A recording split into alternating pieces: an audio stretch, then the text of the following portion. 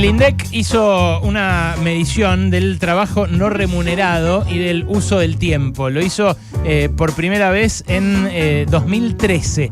Y ahí saltó hasta qué punto son distintas las tareas que asume cada uno en el hogar según el género. Es realmente muy impactante ver cómo se distribuye el trabajo doméstico no remunerado, porque es así de sencillo. Los varones hacemos menos de la cuarta parte, el 24%, y ellas el 76%. Para limpiar, lavar, cocinar, cuidar niños, cuidar niñas, atender a las personas mayores, cosa que siempre también hacen las mujeres, ellas destinan en promedio 6 horas y media diarias. Esto es un montón de tiempo, es prácticamente una jornada laboral de 8 horas. Y por eso el movimiento feminista dice que es un trabajo no remunerado como cualquier otro y que tiene que ser reconocido, con medidas, por ejemplo, como el reconocimiento de tareas de cuidado para la jubilación. Algo que este gobierno puso en marcha, en realidad como una especie de versión barata de la moratoria previsional que antes directamente les permitía a una mayoría de mujeres, que son básicamente las que no tienen aportes suficientes para retirarse, hacerlo cobrando la jubilación. Bueno, esta cuestión de que se trabaje menos por parte de los varones en el hogar determina que tengan las mujeres muchas menos horas, no solamente para trabajar a cambio de un salario, sino también para estudiar y para el ocio. El hecho de que tienen menos tiempo para estudiar hace que después, en promedio, tengan peores remuneraciones, aun cuando ellas, por vocación y en contra de este condicionamiento, son mayoría entre los que estudian en una universidad. Bueno, el problema es que aún a igualdad de formación, a igualdad de talento, a igualdad de estudios, ellas ganan mucho menos que nosotros.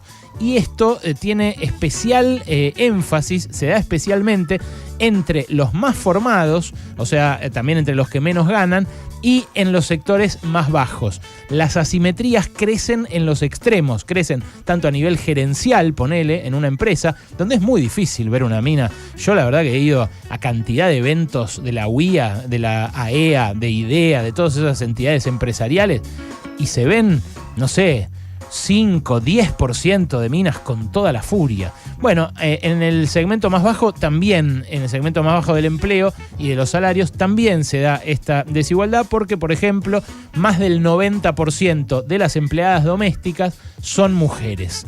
Como tales, siendo que el principal rubro de empleo de las mujeres es ser empleada doméstica, como tales, perdieron muchísimo con la pandemia, porque en la pandemia hubo 400.000 empleadas domésticas que perdieron su laburo, que estaban en negro y que fueron echadas de la noche a la mañana. Claro, la ley marcaba que había que seguir manteniendo la relación laboral, que tenían que seguir cobrando, que el patrón o la patrona les tenían que seguir pagando. Pero el problema es que están la mayoría en negro. ¿Por qué? Y bueno, porque esas mujeres son víctimas de una doble explotación. La explotación de ser mujer y la explotación de ser trabajadora, mujer y de bajos ingresos. Mirá, en mi caso, por ejemplo, yo ese trabajo doméstico no lo hago muy poco. Lavo platos, hago cosas. Sobre todo hago las compras, cosa que a los varones en general nos da como, bueno, cumplimos con esto, ¿no?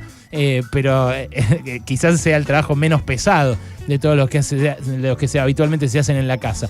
Bueno, yo no lo hago porque lo tercerizamos. Mi mujer también, mi compañera, mi esposa, trabaja un montón y entonces, bueno, lo hace una señora que trabaja en nuestra casa. Muchos le dicen la chica que me ayuda. Bueno, no me ayuda, trabaja en mi casa, tiene un salario, está registrada por ello.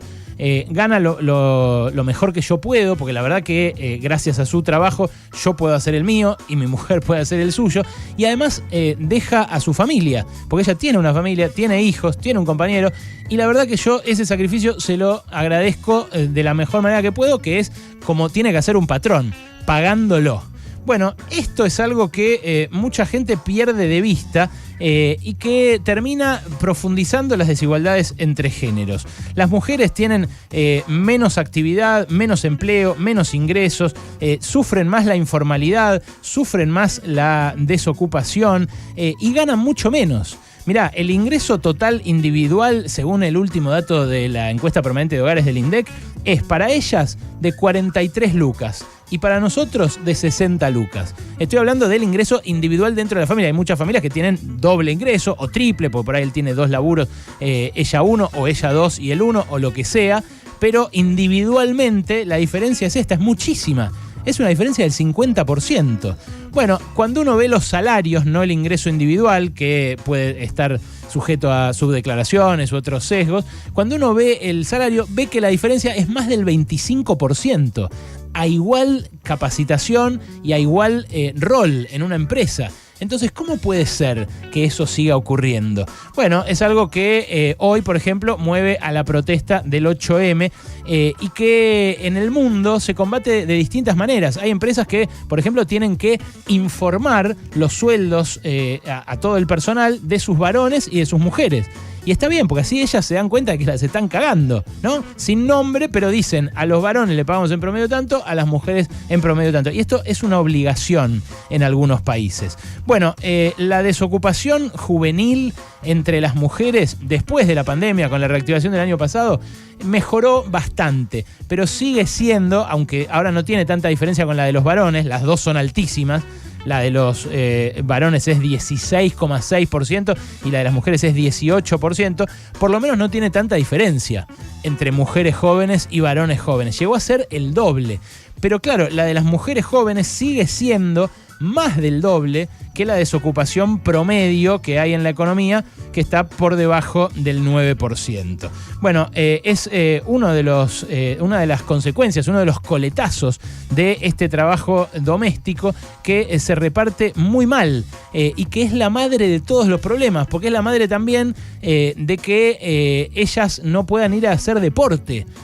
Muchas veces las mujeres ven cómo su marido se va a fútbol después de laburar un montón y siguen cuidando a los niños y no tienen el reflejo, la posibilidad o el contexto para decir, ¿sabes qué? Yo también me voy a jugar al fútbol, me alquilo una canchita y me voy con las pibas.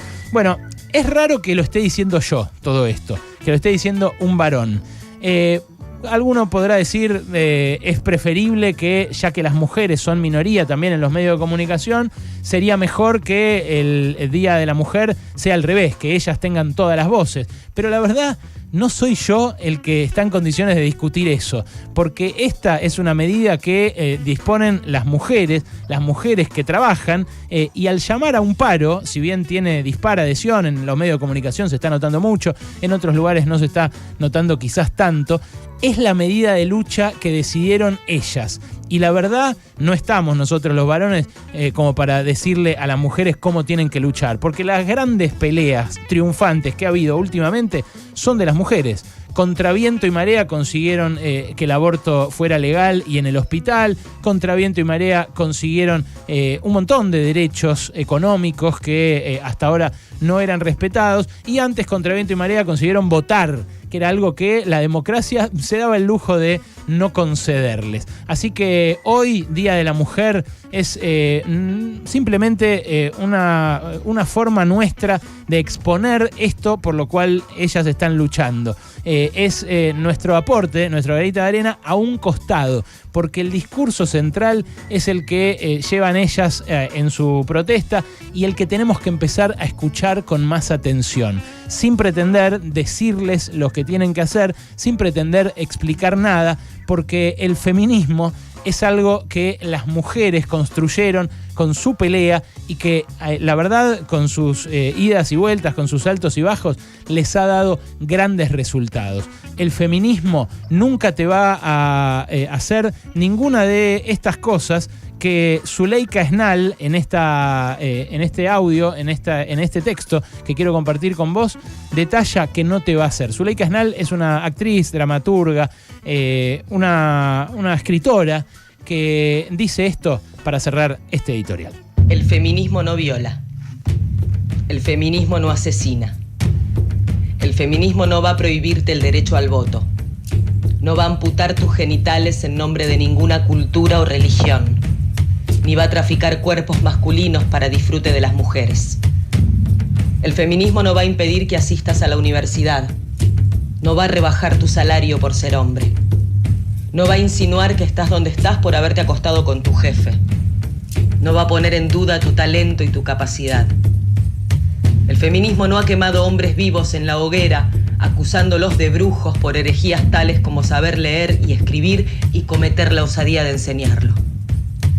El feminismo no te va a condenar a morir apedreado por adúltero, ni va a promover que seas propiedad de tu madre o de tu esposa. El feminismo no va a obligarte a cubrir tu rostro con un burka, ni ninguna otra parte de tu cuerpo, para no provocar a las mujeres. No va a acusarte de impúdico. El feminismo no te va a preguntar nunca qué hiciste para que te pegara, ni qué tenías puesto, ni cuánto habías bebido. El feminismo no va a hacer que te lleven a la cárcel por travesti, ni va a golpearte hasta morir en la comisaría. El feminismo no va a impedir que dispongas de tus bienes durante el matrimonio, ni que te divorcies o te cases con quien quieras sin importar su sexo. El feminismo no va a impedir por decreto cualquier práctica de control de natalidad, ni va a mandar a tus hijes a morir en ninguna guerra. El feminismo no ha perpetrado genocidios, no bombardea países, no derrama sangre. El feminismo lucha en todos los rincones del planeta para que nadie tenga que sufrir las consecuencias y aberraciones a las que nos han sometido ancestralmente por ser esto que somos, feministas.